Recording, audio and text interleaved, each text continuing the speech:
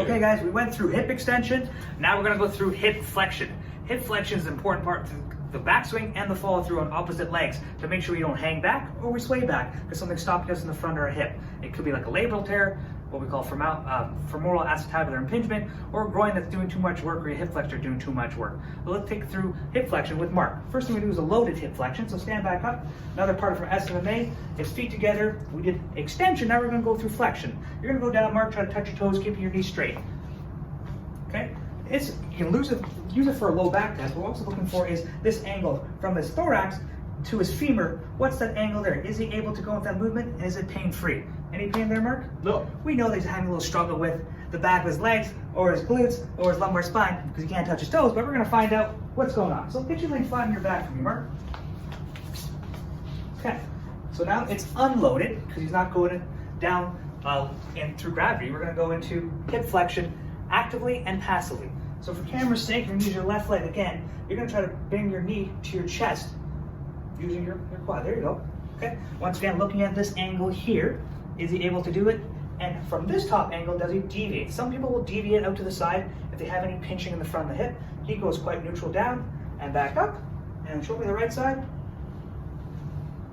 Same thing there. Let's say he's struggling, he didn't clear 90. He's right here, he's not past 90, where it's 110 or 120. We're gonna find out whether it's something more actively restricting him or passively. So I take his leg, I'll bend your knee for a second, go dead weight for me, I'll do all the work. I'm gonna bring him in, bring him in, bring him in, bring him in. It gets to 120, smooth, I'm not feeling much restriction there. Any pain with that? No. No. So he's doing quite well in that test, but some people might struggle at 90, and passively I can't get them further, and that's a mobility issue. Then I'm going to try to see what causes the mobility issue. From the hip, side of the hip, maybe it's the quad. But let's say he's all good, now we're going to move to kind of exercises for strengthening hip flexion. Good. So first thing, like Robin did, we're going to try and do an unloaded hip flexion, or we're going to see if he can actually do that in a supine position or on his back. So first thing I'm going to do is have Robin actually lay down on his back. Now what I want him to do is try and do a squat laying down. So try and bring your knees up as close as you can to your chest. Right in, right in, right in. Good. Now push them back and put your heels on the ground.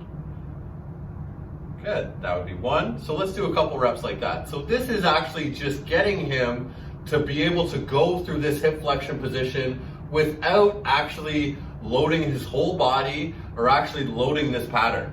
To progress it to the next stage, what I would do is just add a little bit of resistance. So I'm going to put this around his legs. Go ahead, Robin. Now you can go into your squat.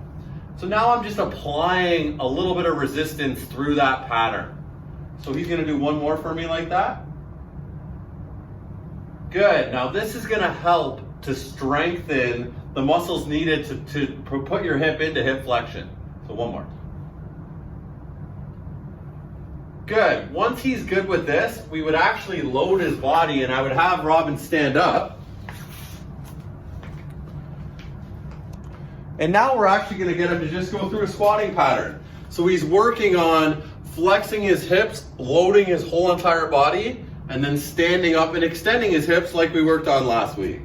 Good. And this shows me that he can get into flexion and get into a good squat position, which is very, very important in the golf swing. If we can stabilize our lower body, we're going to be a much better golfer. And this is a good exercise to be able to promote that. Hope you guys enjoyed flexion. Tune in next week.